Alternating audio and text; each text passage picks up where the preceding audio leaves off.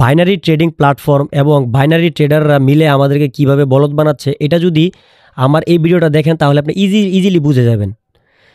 Suppose আপনার কাছে $10 আছে। এখন আমি যদি আপনাকে বলি $10 দিয়ে 10টা ট্রেড করতে, এখন এই 10টা ট্রেডের ভিতরে আপনি 7টা যদি উইন করেন, 7টা উইন করলে 3টা লস করলে কিন্তু আপনি মোটামুটি একজন ভালো ট্রেডার। কারণ 10টার ভিতরে আপনি 7টা উইন করছেন, মানে অনেক, আপনার অর্ধেকের বেশি আপনি উইন করছেন, কিন্তু লস করছেন মাত্র 3টা। এবার আসেন ম্যানেজমেন্টে আসি। ধরেন আপনি $10 ক্যাপিটাল নিয়ে নামছেন, এবার আপনি প্রথম 7টা ট্রেড করলেন, আপনার ক্যাপিটাল দাঁড়ালো কত? $17। এবার আপনি যখন পরবর্তী 3টা ট্রেড লস করছেন, এবার আপনার ক্যাপিটাল কত দাঁড়াইছে? $14। এবার যখন আপনার $14 ক্যাপিটাল, আপনি 10টা ট্রেড যখন করছেন তখন কিন্তু একটা ফি কাটছে, আপনি তো 100% টাকা ডাবল পাচ্ছেন না।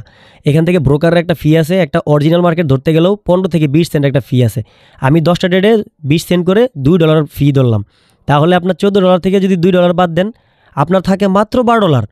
অর্থাৎ আপনি মাত্র $2 প্রফিট করছেন পুরা 10টা ট্রেডের মাধ্যমে, যখন আপনি 7টা উইন করছেন, মাত্র 3টা লস করছেন। তার মানে আপনি বেশি উইন করা সত্ত্বেও আপনি কি এখনও নিচেই পড়ে আছেন। তাহলে এই প্ল্যাটফর্ম থেকে আমরা ভালো কিছু কিভাবে আশা করি?